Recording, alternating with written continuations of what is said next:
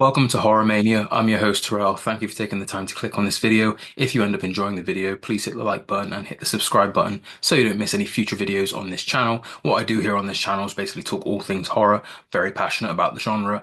In today's episode, I'm going to be reviewing the newly released film, The Monkey, which at the time of recording, today is Saturday. I watched this back on Monday, so it's been almost a full week since I've watched this film.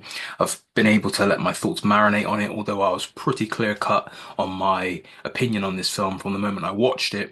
So to give you an overview, fresh off of last year's critical and commercial hit Longlegs, director Osgood Perkins is back with yet another horror film. This time he's bringing a feature-length adaptation of Stephen King's short story, The Monkey, to the screen. Now, The Monkey follows twin brothers Bill and Hal, who find their father's old toy monkey in the attic, and soon after they discover this toy, a series of gruesome deaths occur, which are linked to the mysterious toy. That's as much as I'm going to give you in terms of the story, because I didn't know really the actual story itself going into this, so it kind of played out was kind of surprising to me because I didn't know what to expect. So I'm going to kind of leave that up in the air for you to discover should you choose to watch this film. Now, The Monkey is a peculiar film for a number of reasons, and I'll get into why. But before I get into that, I'm going to make it very clear from the beginning. I was very disappointed by this film, and in fact, I'll go as far as to say that The Monkey is the most disappointing film of 2025 thus far, for me personally. And yeah, let me explain why.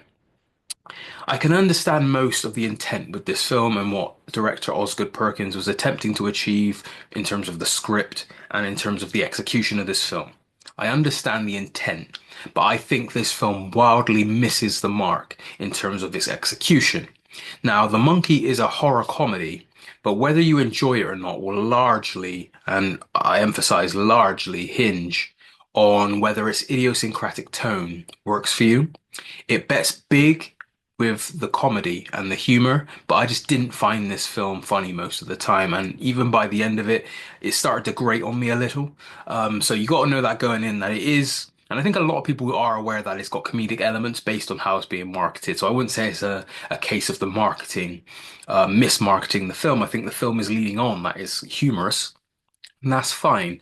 But like with comedy in general, comedy is very subjective, and when you blend it with horror, I think it is a really hard mix to tackle. Now, Heart Eyes, which came out earlier this month, which I've got a review on my channel that you can check out, I thought that hit the balance of comedy and horror really well.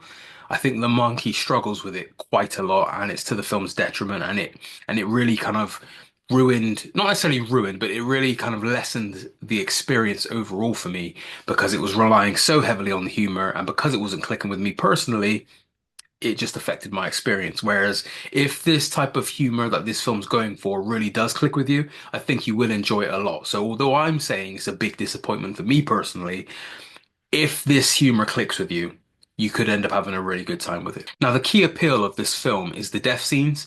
When the monkey toy is wound up, it will bang on its drum, and shortly afterwards, someone will die in a very gruesome and extreme manner. If there's one thing this film needed to get right, it was these moments. It's a very simple conceit, which should lead to some very glorious moments of violence akin to a film like Final Destination. Now, what I'll say about the deaths in this film is there's some inventive deaths, but they don't have much impact, and most of them prioritize CGI over practical effects. So in that sense, there's nothing admirable about them technically, and even sometimes visually. The best way I can describe this is it reminds me of the cartoonish approach that The Final Destination had with its death sequences. Now, I love the Final Destination franchise, but the fourth film I can't stand. Really didn't like it. And one of the reasons for that is how cartoony the death scenes felt. They just felt so unrealistic, and not to say that all the Final Destination deaths feel realistic in Final Destination because they don't, but the tone and the visual aesthetic and look and style of the death scenes in the Final Destination was abhorrent, and that was one of the many things that let that film down. And I think there's similar things here in The Monkey, which is what let it down for me. Um, and I understand that the over-the-top nature of the kills in The Monkey is the point, but I still think they could have been handled better and been more memorable. And I think one way they could have done that was by emphasizing practical effects with these kills. They're so CGI heavy and they look like a visual effect most of the time that it kind of took me out of the experience a bit.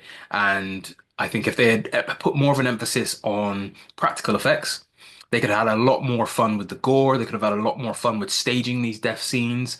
And I think as a whole, the experience would have been enhanced by that.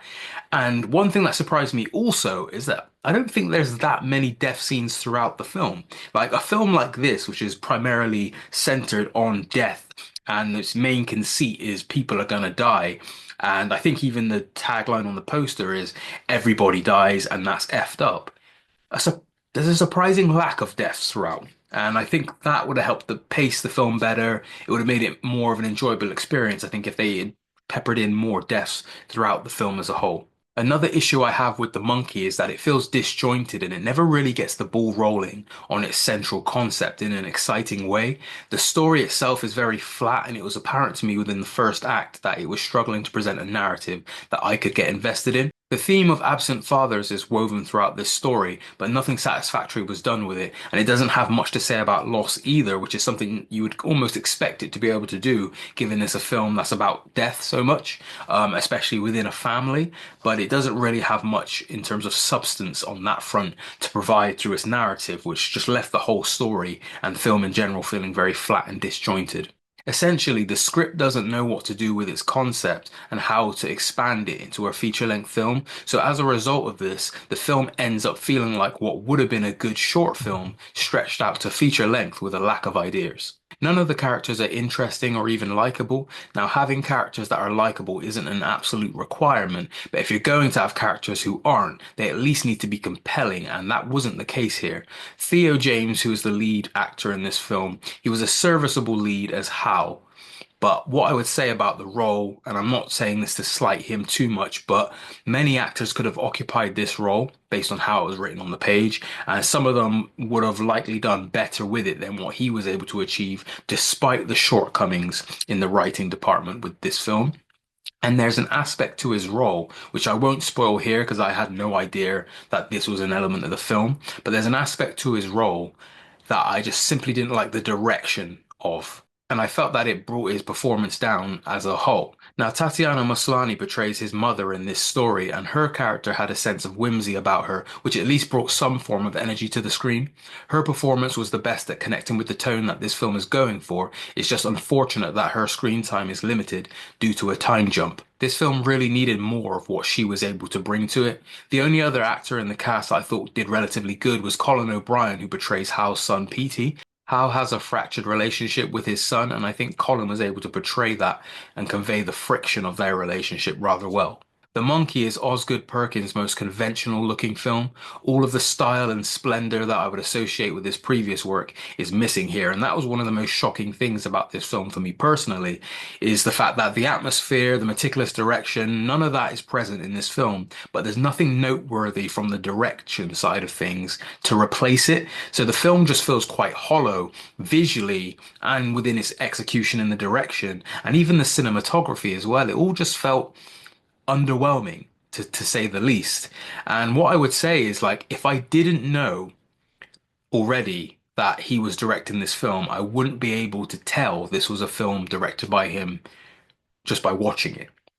And I'd say that Longlegs has the stamp of an auteur horror filmmaker. Whereas The Monkey looks like it could have been directed by anyone. It looks like a movie for hire where they just got the script, they've given you the script, said, here, make this, to just a journeyman type director. And that's not the case here because Osgood Perkins wrote this himself and he's directed it himself. So he's had a lot of authority over this film in terms of the tone and the style of it and the direction. He's got a lot of hands in the pot of this film. But I think he just wildly misses the mark. I've said it many times, but I think he just missed the mark with this film and its execution. Whatever he was trying to go for, which I think I understand what he was trying to go for in terms of its tone and the wacky nature of it, I just don't think it worked. A film such as this should be an open canvas for a director to inject a lot of style and personality, which is why it's more baffling to me that The Monkey lacks a lot of style and personality. But simply put, The Monkey is the biggest disappointment of the year for me so far. Outside of a couple of good death sequences, it has nothing else to offer. It leans fully into comedy, but misses the mark whilst never attempting to be scary and disturbing. I will give the monkey 2 stars out of 5. That is my rating. Thank you for taking the time to watch and listen to this video. If you enjoyed the video, please hit the like button. That'll help me out on the channel. And if you want to watch future content on this channel, hit the subscribe button so you don't miss out on any future content. And I'll speak to you guys in the next video. I hope you have a good day.